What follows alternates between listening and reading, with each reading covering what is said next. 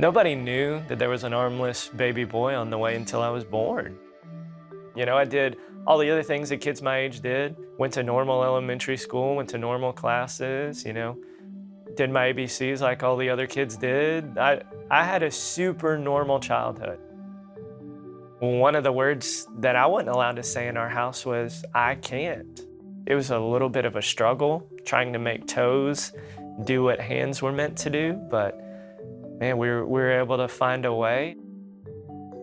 I think I was 9 years old. We're in Disney World.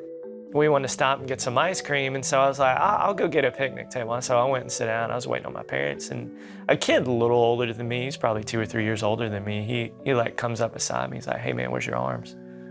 It's like, "I don't have any." He's like, "You're a liar."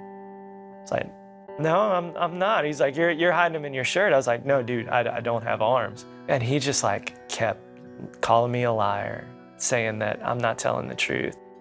I think that moment was just like this touchstone moment of, I'm not like everybody else, and everybody else knows it.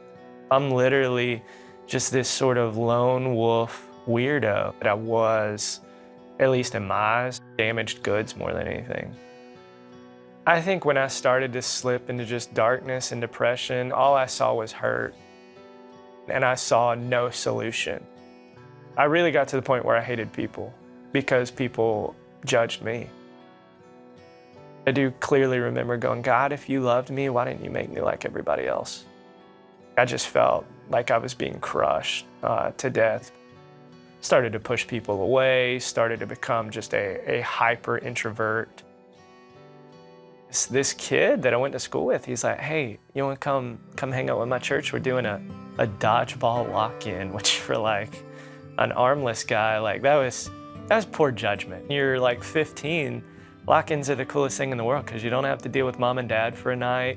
You can go drink like Mountain Dew and Red Bull. It was probably midnight, 1 o'clock in the morning. The youth pastor gets us together, and it was just a simple devotion. John 3, Christ came to give life and to life eternal, and he didn't come into the world to condemn it, but to save it. Threading it together with Romans 5, that while we were still sinners, Christ died for us. And I remember sitting there in this gym and going, my biggest hang up with God is God doesn't love me because he didn't give me arms. And I'm sitting here like really starting to, I think, have the whole just perspective of the gospel starting to wash over me, in the fact that even when I absolutely hated God and questioned his judgment, was frustrated, he was pursuing me through the work of his son. And I think from that moment on, like that hard questioning heart, God broke, because he was showing me, no, I do love you. My entire life flipped. God has a plan for me, and I'm gonna go all in and just, trust in Jesus as my Lord, as my Savior, as my everything. And in just the days and weeks right after I was saved, to have that weight lifted was just something that breathed so much life into me. I'm not a mutation. I'm not pointless. I'm not broken. I'm designed. I'm a careful piece of God's craftsmanship. Like, so many of those things I hated about myself started to wash away. I was 16. It was New Year's Eve, Y2K, and this guy, he invited me to come speak at his youth group at like this big New Year's Eve lock-in. And I remember telling him no, no, I'm good. I appreciate it though. But he was persistent. He called me a couple more times. So, "I think you can do this. You just need to give this a try." And I'm going, God, like 8-9 months ago, I hated people. I don't want to go out into crowds and teach people. Like, God, this is not a good idea. But I just knew the hope that I had now. And I knew I had to tell everybody I could about it. Finally, I was like, all right. But I just remember, man, that whole day before, like, I was scared. I was like sweating and throwing up, and like my heart was pounding. I was sitting here going, is this what it's gonna be like? Because this is awful. I remember afterwards, like, sharing my story and having a few students come up and talk to me just about how, like, how God had encouraged them through my story, or just, what God was doing in their heart just as they listened. And I started to see that God's doing something here. And I just got to stay after this. God just continued to, I think, to give opportunities, both to succeed and fail, to learn. Because I started teaching and preaching at 16 years old, here I am, even though I'm 34, I've been doing this for 18 years. Our people always ask me, how do I shave? And I'll go, I don't.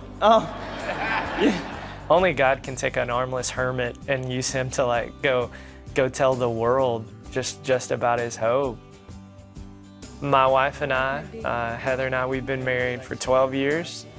We've got 2 kiddos, a 6-year-old boy named Teague, 3-year-old girl named Elliot.